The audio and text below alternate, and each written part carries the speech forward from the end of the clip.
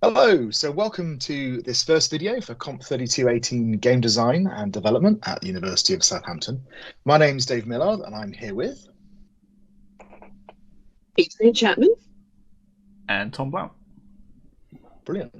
Okay, so we've got a couple of games to go through for this first coursework. Tom, do you want to say a little bit about what we've asked the students to do this time?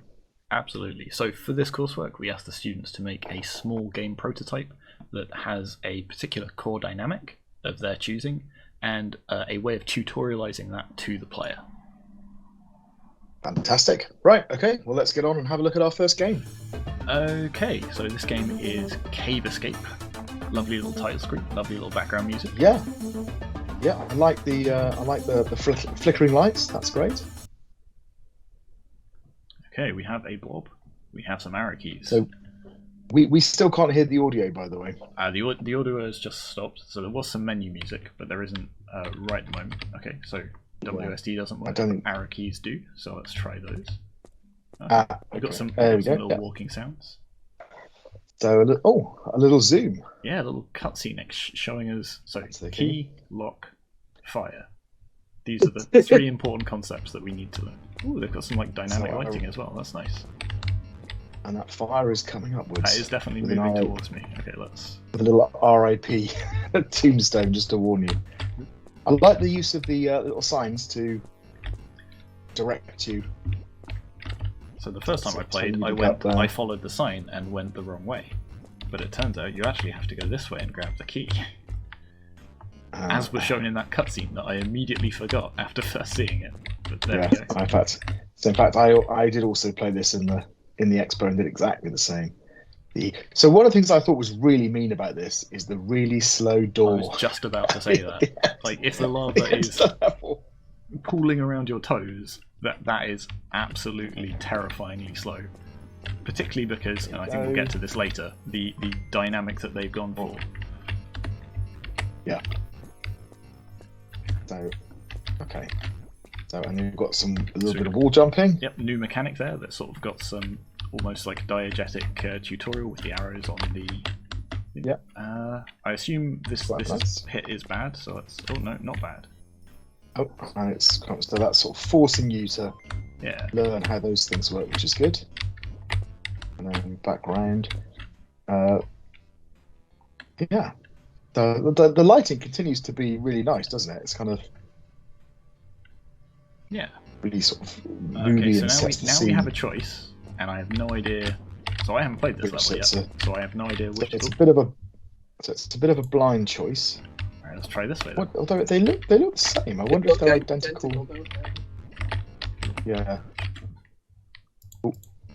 So yeah, they're all wall jumping. A little pet peeve of mine is any game where I have to take my hand off the controls if I need to restart, particularly given how bad I'm going to be at this. Yeah, they're not identical. Yeah, no, they're not, are they? Yeah, I thought exactly the same when I was playing it. It's kind of mainly because I died a lot. Probably I died a lot on this game, yeah. And I was like, I just want to press the jump key and then get back in straight away. So then again, you are safe. In the same as the those really slow doors, this is a really slow lift for kind of the vibe they're going for. But there we go, some extra hearts, an extra key. Having thought about it, what are the hearts for? Because I guess for those bats, because the lava kills you instantly. Yeah. So yeah, quite a little sign there. I've just got to sit and wait for this to come back down now. But yeah, the nice again little diegetic sign saying the lava won't get here. So I guess don't worry the fact that the lift is slow. Yep. Oh, I was lied to. Okay, so again, showing you where to go, and you know those boxes because you've seen them before. Now you've got the really slow door. Although I have to say that they've at least been a little bit generous with when the lava actually burns you. I think it can vary slightly. It can be right on top of you before it gets you, I think. These sequenced wall jumps, I find these really tricky. So is it worth us starting to have a chat about some of the criteria? Yeah, I think you're right. I'm going to be mostly just making frustrated noises for a bit, I think. But yeah. So in terms of presentation, I mean, I think it looks really nice. I think it's kind of very consistent. It's effective. They use the lighting really well. What do you think of the sound, Tom? Yeah, it's nice. There's a little, I guess, electronic sort of like beat as the lava's getting closer. That's definitely making me feel under pressure. And we've got some little sound effects where when we're walking and jumping and things like that, picking up the keys. Maybe could have done a little bit more with some of the sound effects, but otherwise I think they're pretty good. Yeah. I think that they've done some good information design work, right? We know how the health is, we know how many keys are available, and although I'm not quite sure what that light bulb is. Yeah, what was that light bulb? And what's this Q? Oh, Q. Press Q. Oh, there we go. That's what the light bulb is. Oh, because you've got the power of the light bulb, right? Ah, there you go. So, I mean, I would say that in terms of presentation, I would have it. Certainly, it's at the professional level. It looks good, I think. And I would say it's impactful. I think it kind of. I'm happy with impactful, actually. I think actually the lighting alone on this, particularly with that light bulb coming on and off, I think it takes me over that edge. Yeah, it's really nice, very nice. And what about the play element? So, Tom, you're the one who's playing it. How would you describe it? You seem quite into it, which I think makes it's always at a good least sign, the kind of engaging level. Yeah. Would you say it's fun to play? I think I would. There's a few little bits with the controls that, like, the jump doesn't always go where I feel like it should, but overall, yeah, I think it's definitely like fun and engaging to play. Yeah. So I mean, I wouldn't say, and I don't think. Well, actually, let's just talk about. There's no bugs we spotted. It seems to work pretty well, right? Yeah, bug-wise, I think it's absolutely fine. Yeah. So I think for me it wouldn't be at the kind of the at the sort of prizeworthy, wonderful level. Perhaps lacks some of that added complexity. But yeah, I think they've managed to make a game that's very playable and you can kind of get absorbed in it. And when you fail, as I inevitably did, you want to get back in and try again. So yeah, well done. I think I've done a good job. Yeah, I think mostly the mechanics are all used well, and this is going to sort of come up a bit when we talk about like the overall level design. But that light bulb mechanic, I assume that was like a late addition, and they didn't have much time to build a level around it, because the wall jumping and the picking up keys are all very fundamental to the rest of it. But you pick up a light bulb, you're taught a key how to turn it on, but there's no reason not to turn it on. There's no reason to turn it off again. In fact, I don't think you can turn it off again. So a few little bits that stop it from getting to like that top tip, but otherwise, yeah, very good. Yeah, and I think that also is the aesthetics really nice, but they've started to think about linking it to the gameplay with that light bulb, right? Yeah. And the fact that that hasn't been developed a bit further, but we're quibbling, right? We're quibbling about why they haven't got like the really at the top of where they could be. I mean, it's still a very nicely put together game, I think. Okay, so next is level design. Yes, so there are kind of two aspects to this. So one is the whether they've got a nice balance of goals and risks and rewards, and the other one is about the pacing through the levels and how it builds. So let's talk about the goals and risks and rewards first. Do you think the goals are clear? So this is actually a good bit to talk about those risks and rewards, because you can clearly see they've tried to set up two alternative paths. Yes. But when we're making that choice, we have no idea of which is the riskier path or why we want to take it. You're choosing blind. Also, which one do you think is the riskier path? Well, I guess that's the thing. What's the actual difference? The one on the left, I would guess, is harder because there's more enemies, but equally, there's no reason to take that risk. There's no benefit to it because they both take the same amount of time. Yeah. So it's interesting that they have those two paths, and at the top here they have the two lives, right? Whereas it maybe would have made more sense to put those lives down below in one of the paths that was the riskier path, and that would have been a more obvious way of balancing it. Yeah. Although overall, the goal itself for like the overall level, pretty clear. Yeah. Avoid lava. Get to super clear. Escape. Absolutely. Yeah. And also the whole thing about needing to get the key to get there. That's very clear. They signpost it with the zoom at the beginning. You've got the key 0 out of 2 at the top right there, so you always know what you're trying to do. If we were thinking about the kind of criteria, a good would be a clear and coherent set of goals and risks and rewards. Excellent would be that they're kind of well balanced. So it feels to me that the goal is very clear. They've made an attempt to do the kind of risk and rewards, but it doesn't feel like, I don't know, it doesn't feel like it's quite clear and coherent, right? Because of what we were saying about the two options, you're choosing blind, and when you do choose, it's not actually particularly clear why you would do one way other than the other way. So for me, perhaps the goals, risks, and rewards, the goals are super clear, but the risks and rewards are probably more like the sort of satisfactory level. So I'm thinking sort of halfway between the two. Yeah. Arguably there's like a small amount in like, do you like make a riskier jump and try and like take some damage from the bat in order to avoid more of the lava? Yeah. But otherwise, yeah, I think you're right. That's probably where it sits. So pacing, which is really about kind of whether the tension and the difficulty is rising appropriately over time.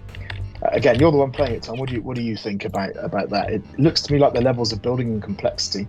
Yeah, the levels certainly do have like a nice difficulty curve to them. Yeah. I think the introduction of like darkness as a puzzle right at the end maybe feels a little bit. Yeah. This is going to come up when we talk about the core dynamic again. I think overall their core dynamic is like quite nice, but there's a few things that seem to maybe be working against it. But in terms of the pacing, yeah, the challenge definitely increases. Like it's nice and engaging to sort of keep coming back to. I mean, the wall jumping is a good example, right? Because you encounter the simple wall jump just to get up onto a high platform. I think in level 1, and then in level 2 you have the kind of the ladder jump where you've got to jump up a whole corridor. So it definitely builds. So good would be that tension rises over time in a kind of coherent pattern. And satisfactory would be tension clearly rises over time. So I think it's definitely at the satisfactory level. A coherent pattern, I think probably so. The levels feel like they're I'd maybe even say they're building steadily. I'd maybe even say sort of moving towards the excellent side of things, because there are like a couple of spots where that tension is then resolved, only for them to ratchet it up. Like I'm particularly thinking of that bit where you get to the top, it says, "Hey, there's no more lava," and you sort of breathe that sigh of relief, and then they immediately say, "Just kidding, here's a whole bunch more lava." Yeah, that's right. Yes, that's very nice. Actually, you're right. So again, the prize-worthy category here would be talking about linking that to variations in gameplay. And they do that to an extent, but I don't think necessarily well enough to meet that category because, for example, like a lot of like the fact that they've got the lava sort of pressuring you to go fast, but then they have some of like the mechanics that force you to slow down, like the darkness and the really slow lifts. I think maybe sort of messes with that tension a little bit. Yeah, but still, I mean, I think I would still put it at the excellent. Yeah, based on what we said. It's very good. Okay, so as you said at the beginning, one of the points here was to have a tutorial. So what do we think about the tutorial elements? So first of all, what are they? We've got the controls, which are kind of placed at the beginning of the level, or when you need them. Then you've got the camera motion that kind of is showing you around the level at the beginning, show you the kind of key elements. And then you've got sort of key elements. And then you've got the signs. You've got little signs in there which kind of are explaining things to you as you go. They also have a couple of bits where the level design itself teaches you something. So there's a jump that you can't make. You fall onto these blocks, and then those blocks disappear. That's a nice bit. Yeah. That so all in all, I think they've done. What happened there? I just tried to walk across the platforms, and one of them collapsed right under me. I guess because it was on fire. Okay. Right. So I think they've actually, they pulled the tutorial off really quite nicely, actually. So an excellent would be a gradual explanation of gameplay controls fully aligned with play and sometimes communicated through level design. And I think that's a pretty good description of what you've just said. So I think in terms of a prizeworthy, that would be, a more reliance on the level design.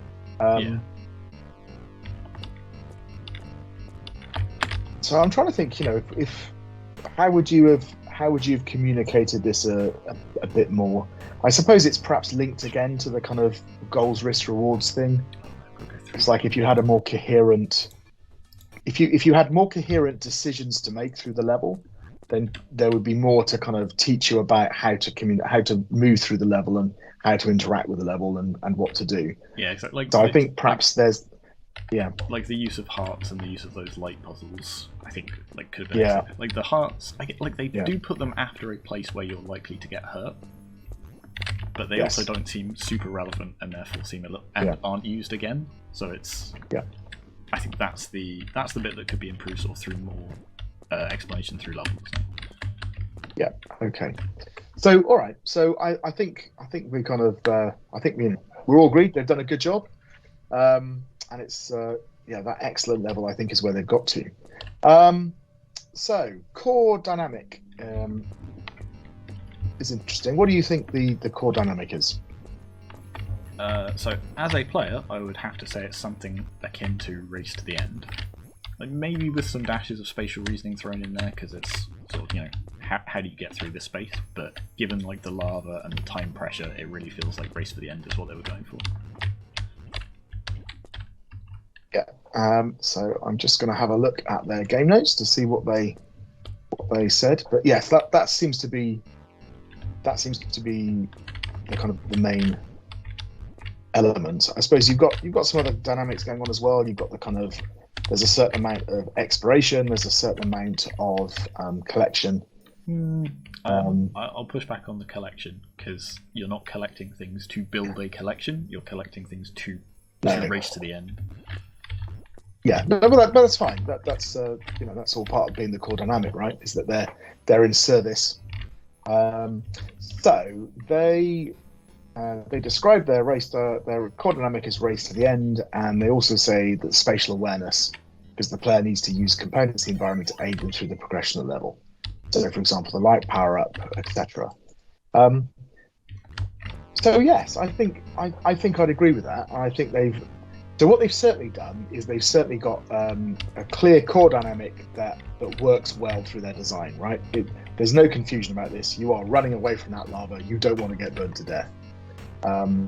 So, I mean, that would be, I think, kind of the good level is a clear core dynamic that's supported by the primary mechanics. Mostly, I would say. There's certainly some elements, like the lifts and the sort of timing puzzles around like the bats and things because they're slow. Detract from it a bit, yeah. So like having to sit and wait for a bat to complete its patrol before it can jump, a bit frustrating. See, for me, that's more of a reason that it's at the good level rather than the excellent. So the excellent would be an integrated set of mechanics. Yes.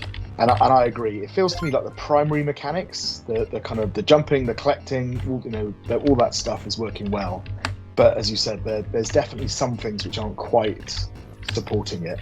And also the other dynamics, the other kind of dynamics we were talking about, they don't feel, like they could be more coherently built to support that kind of primary dynamic. And so the light, I think, is a good example of that, right? I was just stopping for a moment to see if the lava was still actually chasing me, and it looks like it probably is. Here it comes. Yeah. But also the puzzle dynamic, they kind of, yes, it's in here, but it's not. They've not really thought about how they can use that to support the race to the end element. But still, I still think that means it's good. I think they know what they're doing, and they built a game that does that thing. The primary mechanics support it, so I think it's at the good level, and and works well. Yeah. Which kind of takes us on to the last bit, which is feedback. So this is where we basically say, look, get some advice from us throughout the development of the game, and then tell us how you responded to that and what changes you made. And not just responded to, but interpreted as well. Yeah. Yes, yeah. You know, have you done more with it and kind of run with it? So they've done the thing where they've given us a lot of feedback that they've responded to. So I'm going to just kind of quickly summarize it. So they said they were. So the first thing was about whether or not they can make an infinite game design. So they said like Flappy Bird, with the goal to get the highest score. So I think what they mean there is just a generative level. And they said that no, they decided they wanted to make it distinct levels with a kind of a coherent set of sub goals, which they have to navigate. So I guess that's kind of bringing in more of the puzzle element rather than making it a kind of more of a reactionary game. Yeah.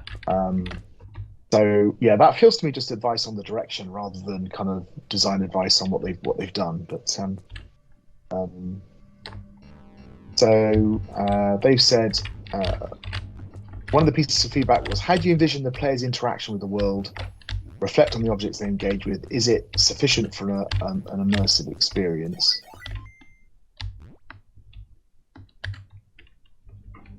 Envisioning the player not as a solitary figure, but as an integral part of the world, focusing on ways to engage the gamer. Interesting. Yeah, I don't quite get this, to be honest.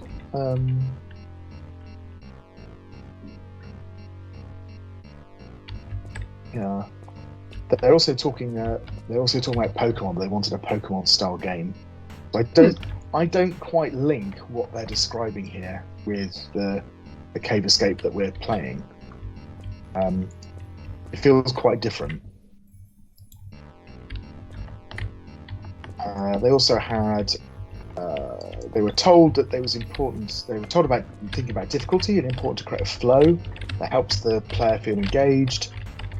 And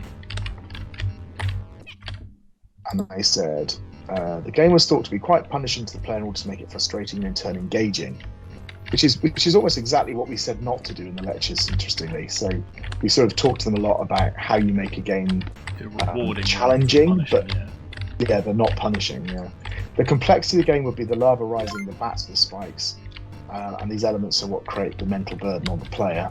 So again, that's not really complexity in that way. Depth, however, will be the items they collect, such as the keys, light bulbs, and hearts.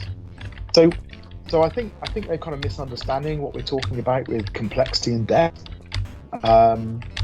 In the complexity is the sort of the number of different things, the number of elements in the game that you have to deal with. But and by adding more things, you can create more depth.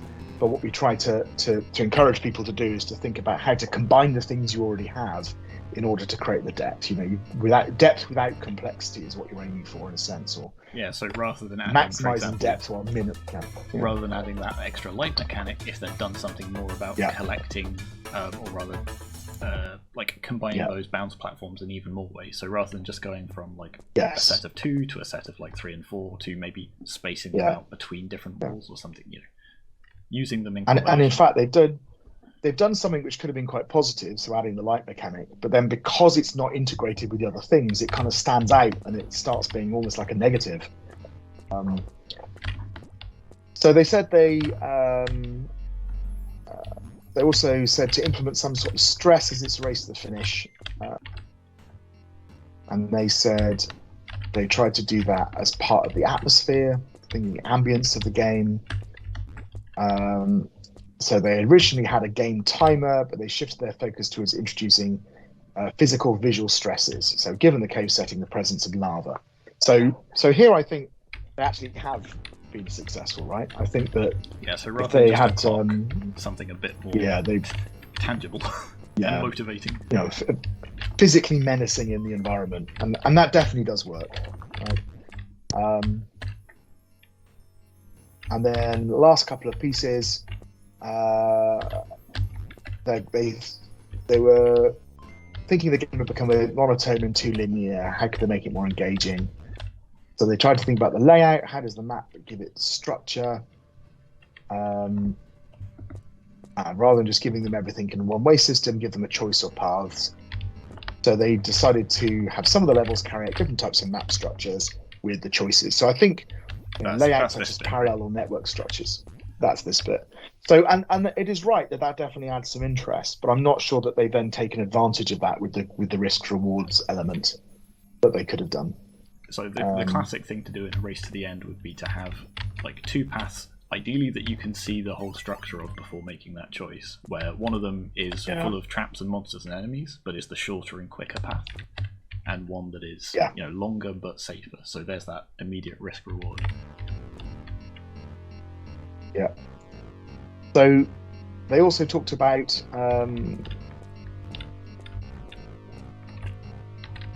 planning to add some sort of telecom mechanic where the player must fix each one in order to unlock the door to the exit. But they said it feels plain and there's no sense of danger. I'm not quite sure what they mean by that. That sounds like keys with extra steps to me. Yeah, so in fact that's what they've said their response is. So we've included keys instead. The player must get a certain number of keys to unlock the door. So yeah, the keys work. I think that's fine. It gives you the thing to do. And the last one was to say that they wanted to have a tutorial, but they were unsure about creating a separate tutorial level or incorporating it into the levels, right? So they decided to implement the show don't tell method because they wanted to give the player a sense of exploration, and that does work. So this is a bit of a mixture, actually. So for a start, I'm not quite sure they've understood what we were after with the feedback. We were after things that they were advised would improve the game, and then how did they respond to that? And it feels it's almost more of a design log of some of the decisions they made. And in mixed in here, there are things that have worked. So the idea of the integrated tutorial, for example, that's worked quite well. The idea of moving from the timer to the lava, that's worked quite well. So there are elements they've done which I think have been really successful. But then there are other things in here where I'm not even sure that they've explained what they were doing particularly well, or they've misunderstood some of the concepts, like the depth and complexity element. So a good here would be that feedback's been addressed and the changes have been successful, and I think that there are a couple of instances of that, right? Yeah, whereas I think some of it is maybe even closer down to the pass, so it feels like... Yeah, I think so. It feels like landing somewhere in the middle on like the satisfactory category, I think sort of fits here. I think that's probably the fairest thing to do. So, yeah. So, okay, so we finished on a kind of a bit of a negative note for what is otherwise, I think, quite a nice game. I think they've done a really good job, generally. Yeah, agreed. All right, so, okay, so, move on to the next one? Yeah, absolutely. Well done for that. I enjoyed playing it in the expo, and it's nice game. Let's go to the next one. Okay, and this is Management Madness. So again, nice title screen. No background music at the minute, but if we go to play tutorial, so they've separated out their tutorial into a separate level. Welcome to your new role, manager. And hey, look at that. We've got it's time to take the helm and make some tough decisions. We're here to guide you through every step of the way. In the top left corner, you'll find your budget. It's the lifeblood of your company, so manage it wisely.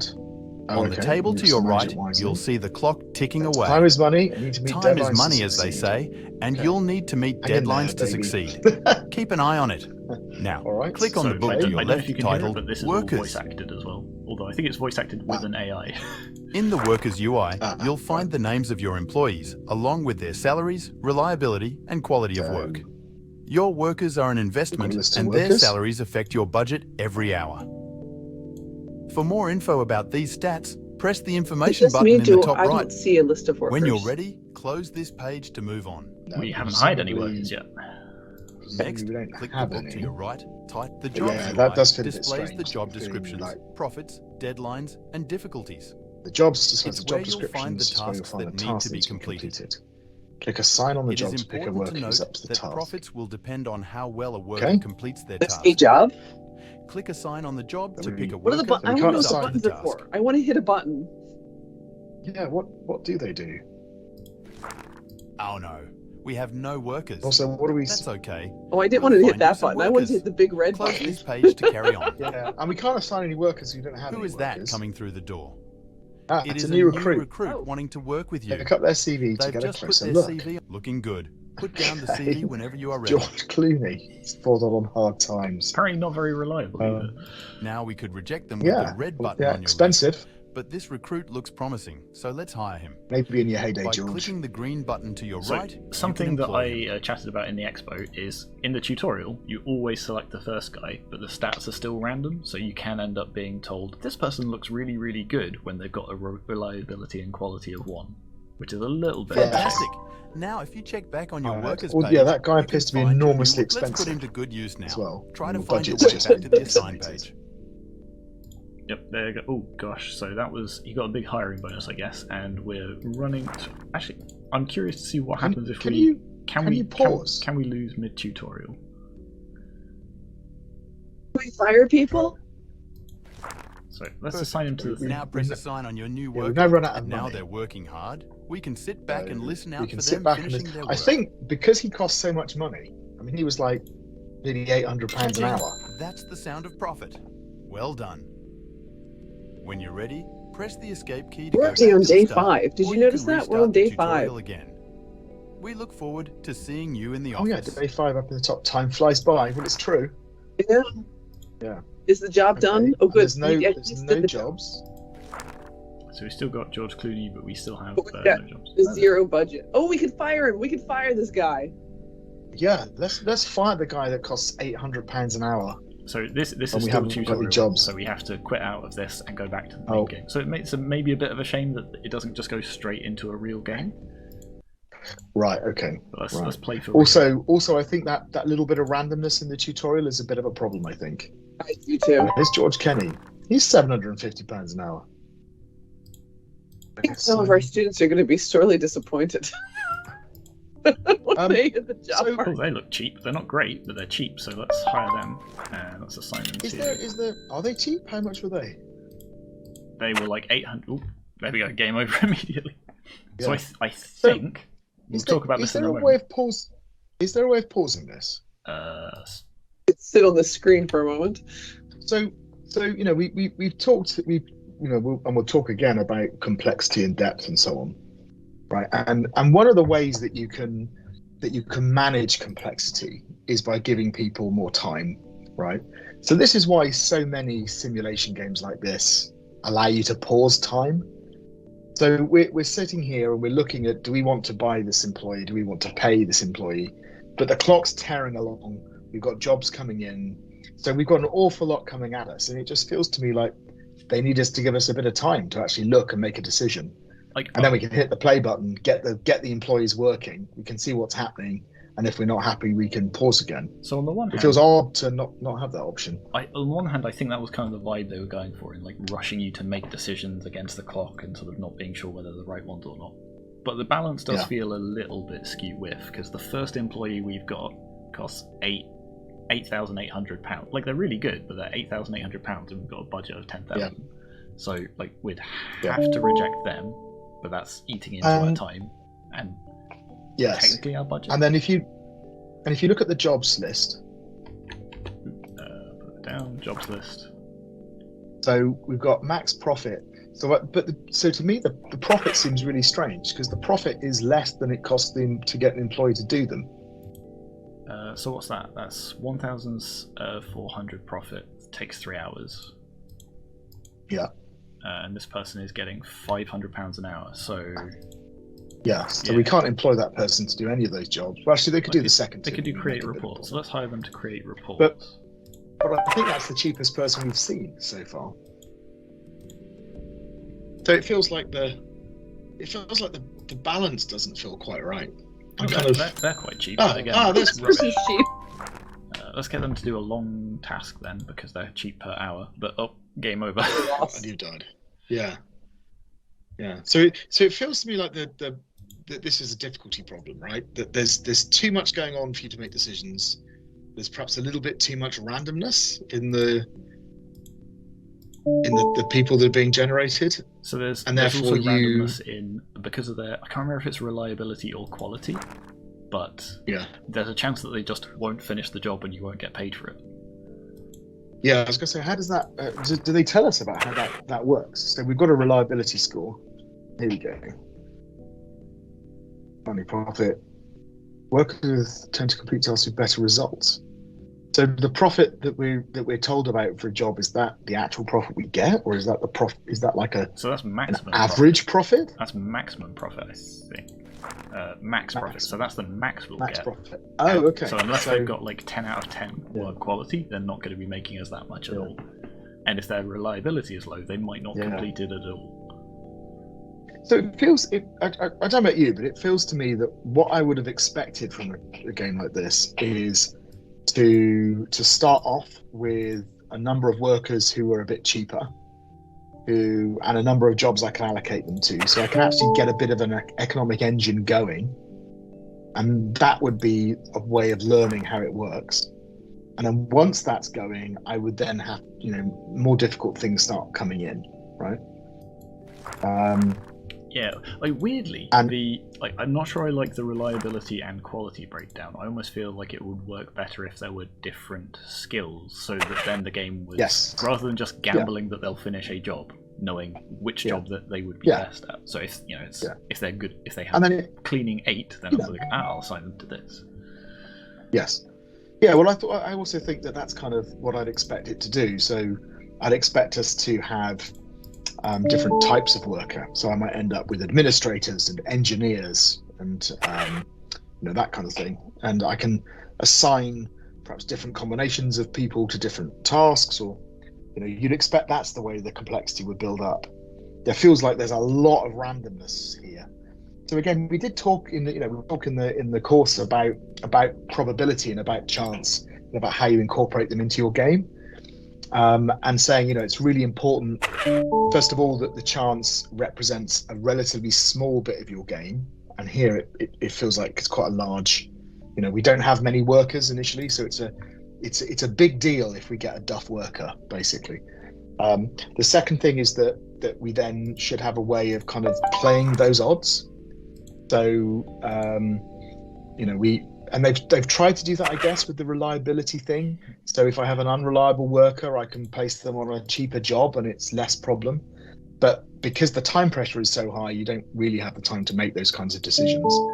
And the last thing is that you get to choose your stake. So, I could decide how much I want to gamble on some of these people. And again, it's not clear to me that that's being managed here. It all feels very flat. So I think while we clearly have a game and it's working, I think we have some problems. Should we go through the marks criteria, and we'll hopefully that will help us kind of dig them up a little bit, yeah? Yeah, sure thing. So first up is presentation. So this is the look and feel of it, and includes the information design as well. So overall, like kind of cartoony style, I kind of like it. I did say, like, I kind of wish I could spend my budget on more posters for some of these other walls, but yeah. So initially I didn't like the option menus that pop up in the game itself. They feel a bit out of kilter to the rest of it. This screen here, but actually I suppose it makes sense, right? Because that's your interface in the office. They're like a little Windows window pops up. And it has a completely different look and feel than the menu screen and the end screen. Yeah. So yeah, I think in terms of the look of it, it's all kind of fairly consistent. That person was incredibly cheap, and they had a 9 and a 10. So it's not even that the numbers are random. They're not tied to each other. That I think makes it feel a bit weird. I know it said that they, in theory, a more skilled worker will cost more, but I guess not always. Yeah.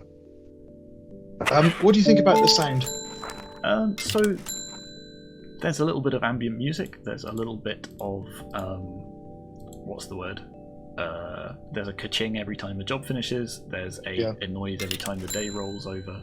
There's a nice noise every time you press a button. And I do like the fact that they did some sort of like voice acting for the tutorial. So all of those like voice prompts or other voice lines were voice acted, although I do think by the equivalent of like Microsoft Sam.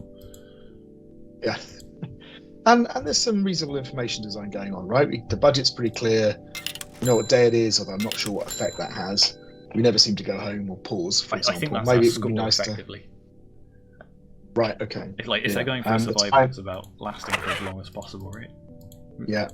The design, the time is very clear as well. So okay. So I mean, for me, it kind of feels like it's a workable presentation. It's basically effective. That would be at the sort of satisfactory level. Does that feel about right to you, or do you think that some of the elements like the voice acting I would say a bit higher? Probably up to a good at least.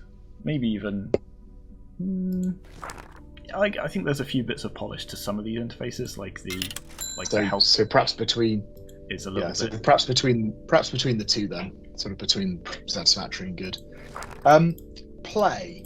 This is the kind of the mechanics they've got, the controls that they've implemented, whether there's bugs and things. But more than that, it's kind of like, what is it like to actually play? Is it playable? Is it engaging? I mean, you're the one playing it, but it seems to me that it's more like challenging, which is at the pass level. I would say it's not there. I would say it's probably more like it's certainly playable. Okay. The problem is it is engage. Like this would be an engaging game if it weren't for the issues with the pacing. Like because it is entirely random who you get. It's not like I'm making any decisions. So I've just had to restart a whole bunch of times and then got a really good employee, and now I'm making profit. Yeah. So in terms of actually playing, so looking at the information, making the decision, assigning them, all of that's perfectly playable, and I think works quite well. And I think if some of those numbers were, look at this additional mechanic. Thank you. Thank you. So there's also some random events, I guess. So all right. I mean, if we say it's at that kind of playable level because it is playable, but you're a bit limited in terms of mechanics and there's some issues. Okay, so I think the stuff that's really going to get into this is when we're going through the things like the level design and so on. So let's talk about that. So for level design, we were looking for goals, risks, and rewards, and we were also looking for an appropriate pacing as we went through the game, with sort of tension rising over time, with some sort of coherent pattern to it. So what do you think about the goals, risks, and rewards? Now this is goals, risks, and rewards. I think they have very clear. It's very clear that if I hire somebody with low reliability and high quality, I might get a lot of profit. I might not. Do I want to take that risk? Now, as you mentioned before, the fact that there's a large degree of randomness to that, and it's not something I can easily plan around. Makes it challenging, but it makes it risky. So they do have a decent set of goals, risks, and rewards there. But you've also got the problem that you haven't got enough workers to choose from. That's what I think is a bit strange. Yeah, so it doesn't hit the excellent because it's not necessarily a well-balanced set of goals, risks, and rewards. But I would say it is pretty clear and coherent. I don't know. Maybe it's just me. I'm finding this very confusing in terms of what you can do, because it seems to me like you don't have many workers. You're not really choosing which workers to put on which jobs. You're choosing which job to put a worker on as they come in one by one. Well, right? The thing is, I'm not. And because all I'm doing is rejecting everyone that's not got incredible stats and is cheap is the problem. So I've just hired the first two workers that were very, very cheap to hire, and then I'm just putting them on every job and kind of ignoring the rest of it. So where's the risk reward then? So the risk is just I'm not going to hire anybody. I'm going to gradually run out of money. But then the jobs don't cost you anything. The only thing that's putting your budget down is people, right? Yeah, I guess so. In theory, I could upgrade this. So there's nothing to stop you just saying, right, I'm just going to reject everyone who comes in. I'm never going to do a job. Oh, so your budget does go down by 500 a day. 500 a day. Okay. So you do have to make at least 500 a day to keep progressing. But even so, that's yeah. It basically what is happening is I'm getting a person come into the office. I can decide whether to assign them or not. They're either wildly inappropriate or they're roughly appropriate. If they're roughly appropriate, I assign them. So I'm not sure I've got a kind of coherent set of risks and rewards going on. I'm making decisions, but they're... So it's not a case of they come in and then you immediately assign them to a job. You can basically add them to your pool of workers. So you can effectively... But you wouldn't, right? You could do that, but then they're just costing you money and not doing anything. Well, you will still assign them to jobs, but for example, I've got 2 very, very cheap and very, very good workers here. So I'm just keeping them and just constantly assigning them to every task that comes. Yeah, but this is what I mean. I'm not quite sure that you actually have risks and rewards strategy here, right? You've got a dominant strategy, which is reject anybody who's expensive. And again, this is the problem with the balance. That if it was balanced, there would be risk and reward to it. It would be a case of, should I go for the really expensive but really reliable person, or should I go for the really cheap but really unreliable person? Yeah, the noise kind of makes it very difficult to see. So a satisfactory would be a coherent set of goals, risks, and rewards. I think the goal is clear, right? I think there's no problem with that. You know exactly what you're trying to achieve. Although having said that, you're trying to survive, but there's no... It would have been nice if there had been certain things that they would have told you about, like, if you can last a week, if you can last a month, right? Kind of having milestones that perhaps you're working to. I think that would have made it better in terms of goals. But, you know what you're trying to do. The risk and rewards, I can sort of see what you're saying, that they've had an attempt to create those, but even if the noise wasn't here, right, I'm still not entirely convinced that you'd have really meaningful decisions to make about which worker do I put on which job. Ooh, right? we got Ooh. So, okay. Here we go. Here's another example of maybe risk versus reward.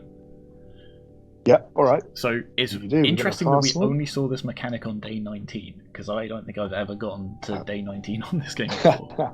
A random employee will be fired. If you do not do so, your boss has budget cuts. So we can either lose a chunk of money or lose an employee. So that, again, I think feeds in nicely to the goals for us to rule. Yeah, okay. That's more of a sensible decision.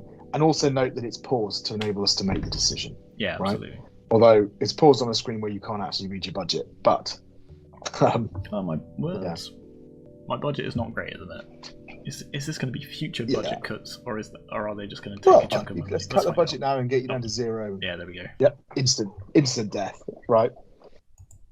Yeah, okay. So, all right. I mean, I think kind of you're being a bit kinder to it than I want to hear. But a pass would be a limited set of goals, risks, and rewards.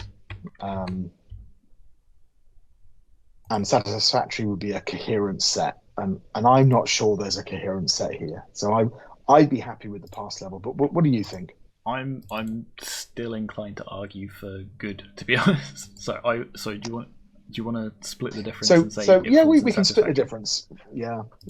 I maybe I just can't see past the noise, right? That kind of there's so much randomness going on here that it looks to me that there's no clear thing happening. But, yeah, so I think this is it. I think when we talk about pacing, we're perhaps going to be more in alignment.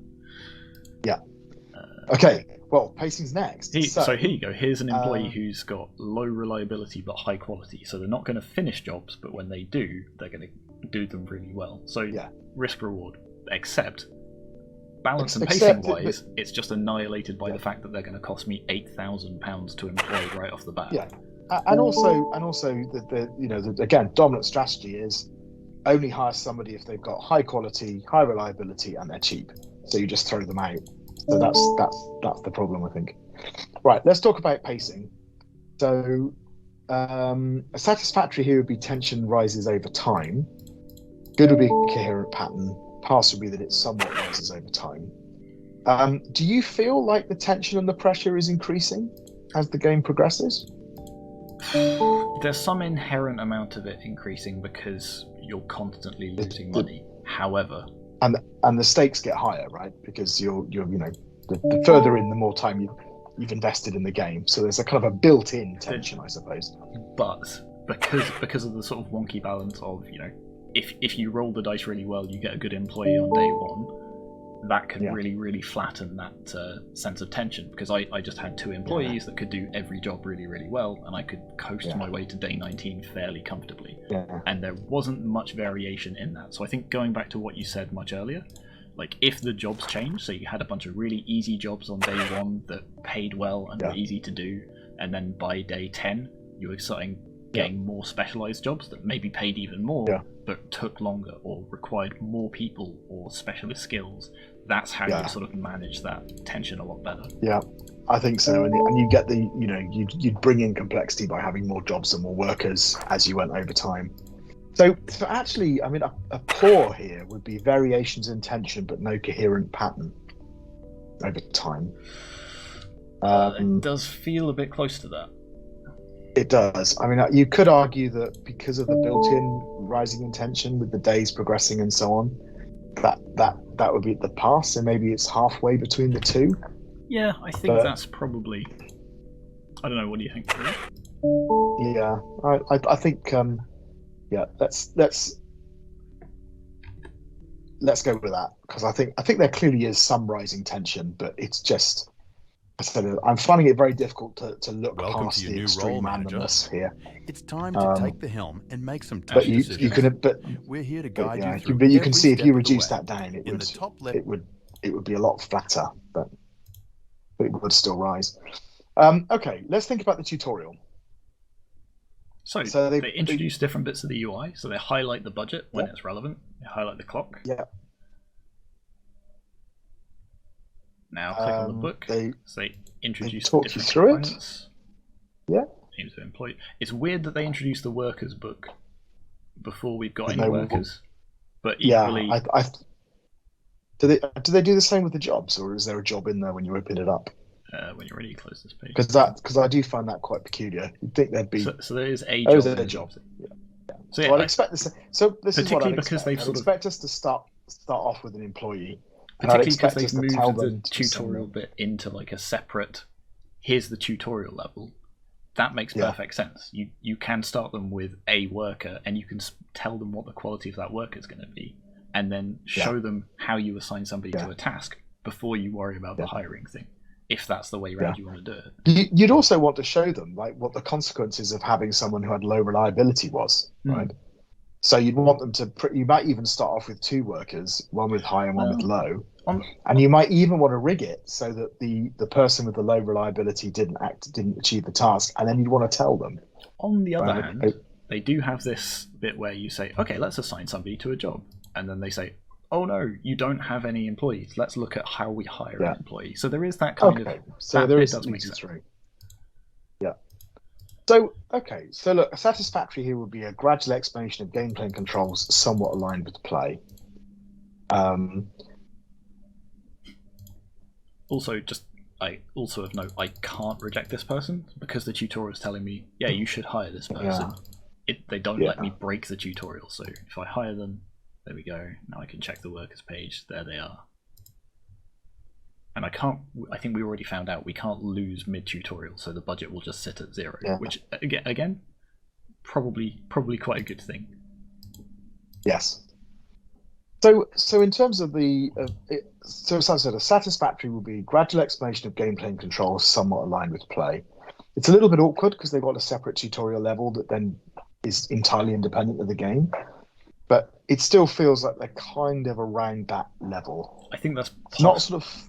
I suspect that again is a consequence of their balance, because it's so easy to just fail immediately. They didn't want you to sort of either fail mid-tutorial or get to the end of the tutorial and then immediately fail. I think there's maybe ways they could have got around that by saying, "Oh, you completed your mandatory training seminar. Here is a budget of £10,000 just to like reset you back to where you should be." Yeah. So if we move on and think about the core dynamic, what do you think the core dynamic is here? It's got to be survival, right? Yeah, and that's what they've picked. You've got to survive, you've got to keep your budget above 0.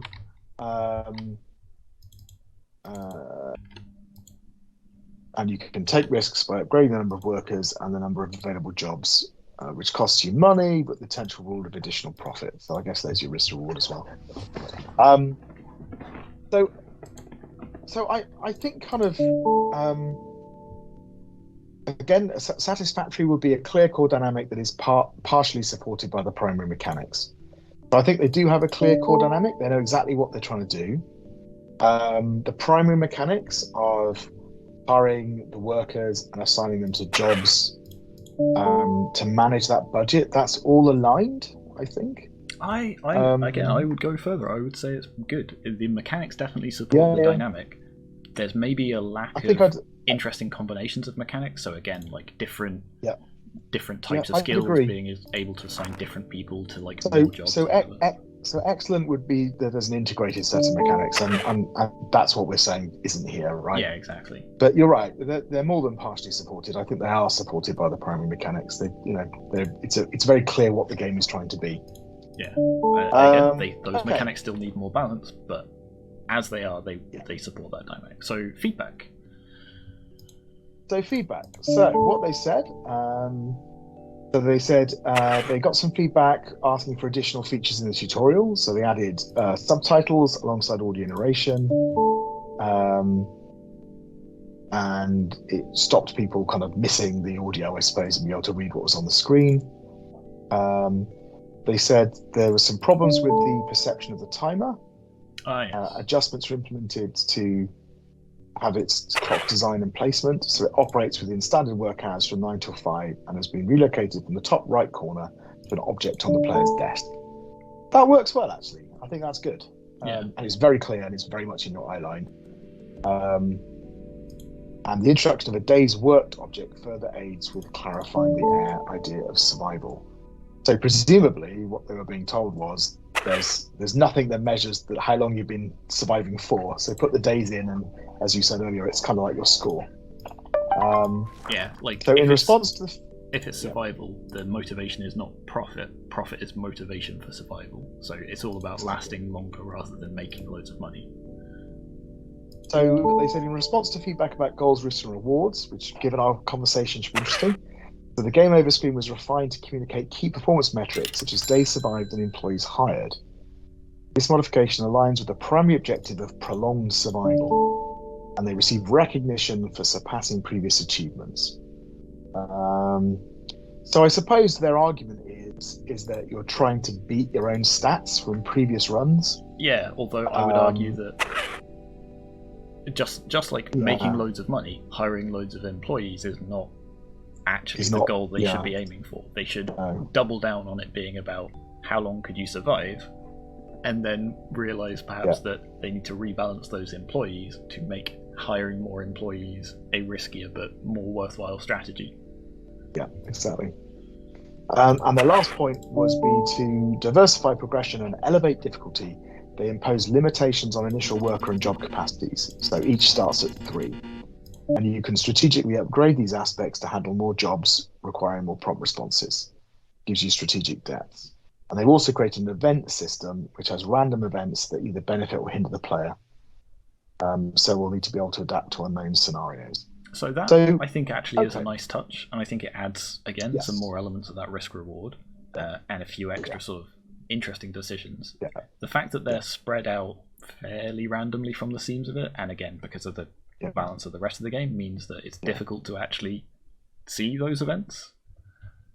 So one of the problems I think I have is that if you start off with a maximum of 3 jobs and 3 employees, and your goal is survival, why would you give yourself additional complexity by giving yourself more capacity for jobs and more employees?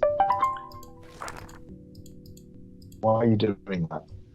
So you would really need, again, something to manage that sort of overall pacing and tension. So if, for example, we start losing 500 a day, if we start losing, 500 a day in the first week, 600 a day in the second week, and so on, so we constantly have to be making more money just to stay afloat. Yes. Then we have to hire more employees to cover that, and therefore, and that feels like the secret. So looking at their feedback, I think they've made some good choices, like the clock design changing, but I don't know. It feels like they've not quite embraced some of the feedback they were getting. So I suppose what I'm trying to say is that the relatively simple feedback they had, add the text so you don't miss the audio narration, put the clock in the visual eye line. They've done that and it's successful. The more complex stuff they've had about goals, risks, and rewards and managing difficulty, they've heard that and they've made some changes, but I'm not sure that they've been particularly effective. All right. So a pass would be feedback was addressed, but the changes have had limited success. Satisfactory would be feedback was addressed and the changes have been somewhat successful.